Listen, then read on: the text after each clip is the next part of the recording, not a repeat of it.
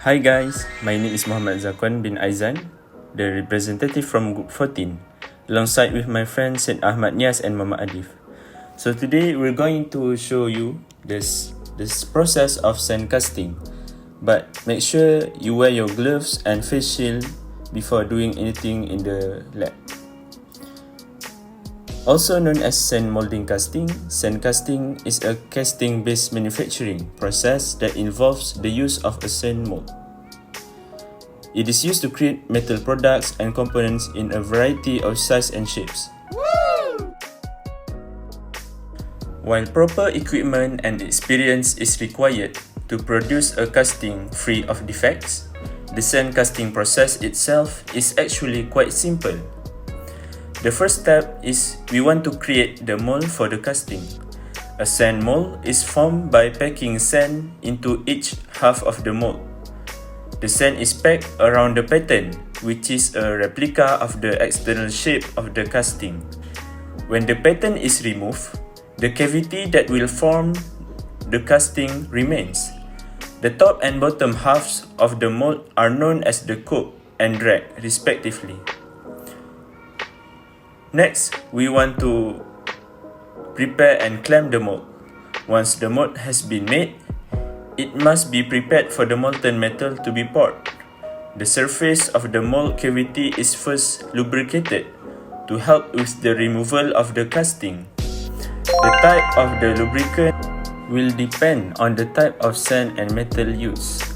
Then the mold halves are closed and securely clamped together. It is essential the mold halves remain securely closed to prevent the loss of any material. Usually, jackets are used to secure the two halves together. The size and shape of the casting is directly influenced by the mold. Therefore, manufacturing companies must create new molds to create metal products and components in specific size and shape. The next process of the sand casting is to set up the gating system. Most casting processes involve the use of a gating system, and sand casting is no exception. Consisting of a pouring cup and tunnels or gates to the mold, it is used to funnel the molten metal into the mold cavity. After placing the mold pattern in sand, manufacturing companies will set up a gating system. Then we can pour molten metal into the mold cavity. Once the metal or alloy has turned from a solid state to a liquid state, it is poured into the mold cavity.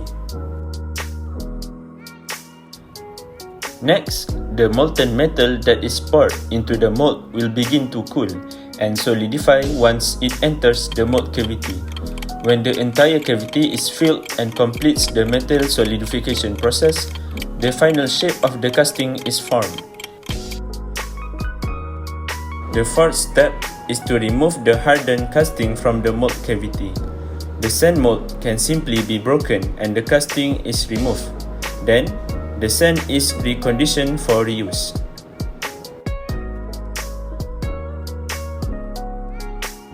The last step is to polish and finish the final product.